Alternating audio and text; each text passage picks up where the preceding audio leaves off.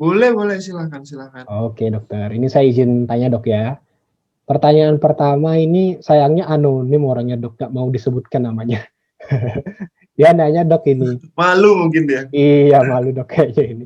Dia nanya gini dok, dok izin tanya, sakit mana ya dok odontek sama ditinggal orang yang lagi sayang-sayangnya? Hashtag sobat ambiar. Ini ini kayaknya dia pas lagi nanya tuh dia sedang ditinggal, terus pas lagi infeksinya giginya. Jadi dua-duanya tuh sedang dia ngerasain banget gitu loh. Dia kayaknya lagi sudah kayak jatuh tertimpa tangga pula gitu kayaknya kalau bahasa pepatahnya. Uh, saya nggak bisa jawab ini kan keterikatan seseorang dengan ini pertanyaan ngaco ini. Skip aja dulu. Intinya gini. Intinya Intinya kayaknya gini, kalau kayaknya pertanyaan ini tentang sakitnya dok. Mungkin teman-teman kayak masih bingung ini sakit nggak sakitnya. sebenarnya gitu, kayaknya gitu sih dok. Oh, kalau operasi itu enggak boleh sakit. Kan nanti waktu operasinya kamu akan dibius yang pertama. Paling di pas waktu nyuntiknya aja kayak digigit semut dikit. Habis itu setelah operasi nanti dikasih obat pereda nyeri kayak gitu. Tapi kalau disakit ditinggal pacar kan nggak ada penanggulangannya. Dokter udah menanggulangi sakitmu kalau harus operasi pengambilan gigi bungsu. Ada memang beberapa komplikasi yang lain seperti bengkak, itu individual ya. Kadang ada orang yang bengkak, kadang enggak. Kayak gitu. Tapi kalau sakit, kamu akan dikasih obat pereda nyeri. Kayak gitu. Dan killernya yang oke. Diusahakan kamu tidak akan tersakiti setelah itu. Kalau lagi habis operasi. Berarti nggak usah takut odontek ya dok, lebih baik odontek Nggak usah takut. daripada jatuh hati ya dok ya. Ada sakitnya dok ya. Kalau gitu. Nah, ya kalau ditinggal pacar kan pacarmu nggak ngasih obat toh. Siap siap dokter siap. Ya ampun gitu ya. Oke dokter. Nah ini juga ada lagi pertanyaan dok dari @od_pratnyanata. Nah ini dia nanya dok. Tadi kan dokter bahas tentang bius. Nah kebetulan dia juga nanya nih dok. Dokter izin tanya, biusnya itu nanti di bius lokal atau di bius kayak operasi besar ya dok? Terus kira-kira apa aja sih yang harus kita persiapkan sebelum kita mau cabut gigi geraham bungsu ini? Nah itu gimana dok?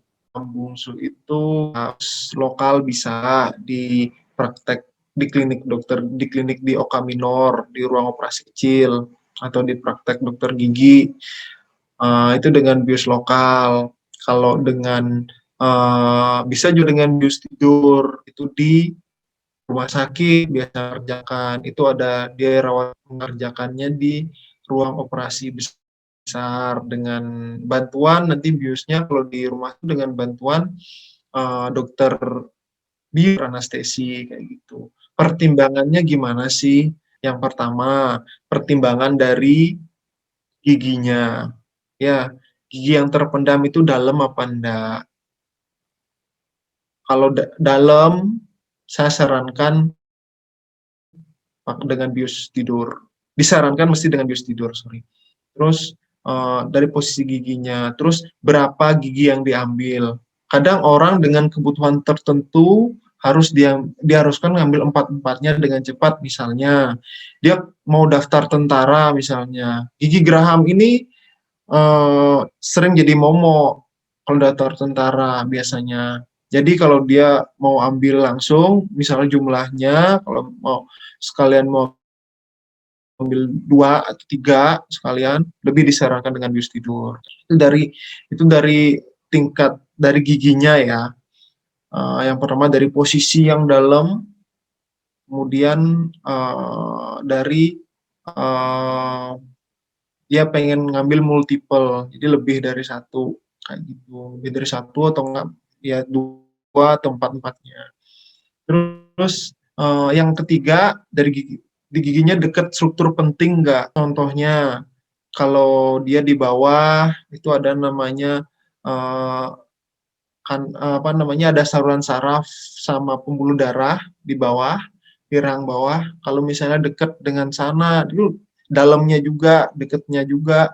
Kalau dekat dengan di sana, itu disarankan atau nggak di atas, di dekat dengan sinus, agak mendelep masuk ke sinus, apalagi itu berhubungan dengan kedalaman juga, itu disarankan dengan bius tidur. Kenapa? Karena apabila terjadi sesuatu, entah perdarahan pas waktu ngambil dengan pendarahan yang masif atau enggak yang di atas sampai masuk, ada risiko masuk ke rongga sinus, di sini ada rongga sinus di sini atas, itu penanganannya bisa cepat kayak gitu. Karena dengan bius tidur, kontrol perdarahan, ada displacement, jadi perpindahan gigi sampai ke sinus atau kemana, itu bisa jadi cepat penanganannya, bisa langsung kayak gitu.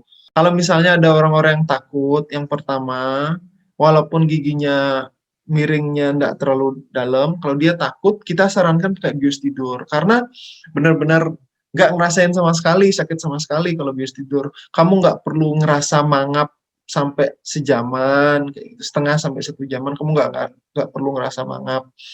Oke, terima kasih dokter. Sudah jelas sih kayaknya ini OD udah paham sih harusnya ini. Ya. Oke, ini satu pertanyaan lagi dok ya, boleh? Kita tambah lagi? Boleh. 5 lagi juga nggak apa-apa. Oke dok, ini dari @cindy_weh. Dok, saya usia 22 tahun, tapi saya sampai sekarang nggak punya wisdom teeth. Ini normal apa enggak dok ya? Normal, kan sudah aku bilang tadi yang di awal teori evolusi. Berarti dia orang masa kini, gitu loh. Jadi giginya juga udah berevolusi, gitu. Giginya dia udah evolusi juga barengan sama rahangnya. Kalau saya orang zaman purba, masih punya M3 kayak gitu. Rahangnya cukup lagi. Itu saya nggak peralihan lagi. Saya orang zaman purba, belum berevolusi. Gitu. Jadi nggak usah dikhawatirin. Tapi kan itu secara penglihatan tuh, secara klinis tuh. Kamu mesti harus foto, paling enggak foto X-ray, foto ronsen untuk evaluasi. Takutnya, mudah-mudahan sih enggak sih, takutnya memang ada sesuatu dia mendesak di sana. Kayak gitu. Mungkin itu dalam, mungkin dia nggak tumbuh karena dalamnya. Oke, terima kasih dokter ini. Harusnya Cindy juga udah paham ini dia. Kira-kira ada pesan nggak dok buat teman-teman kita dentisan ini yang masih bingung mungkin tentang odontek atau masih awam tentang odontek? Mungkin ada sedikit pesan buat mereka gitu atau kayak apa edukasi seperti itu yang ingin dokter sampaikan? Silakan dokter. Mungkin karena teman-teman dentizen itu karena belum tahu ya, kan ada pepatah bilang malu bertanya sesat di jalan. Karena kita hanya dapat informasi yang setengah-setengah, nggak mendalam kayak gitu, membuat kita kayaknya ini, nggak berani ini. Kalau kamu pesen saya, nggak usah takut. Kalau kamu takut, bertanya. Di daerahmu sendiri kan pasti ada toh, di daerah kawan-kawan pasti ada sendiri, ada dokter gigi. Kalau kebetulan ketemu dokter spesialis bedah mulut, spesialis bedah mulut, bisa kalian konsultasi dulu kayak gitu. Jadi jangan takut duluan.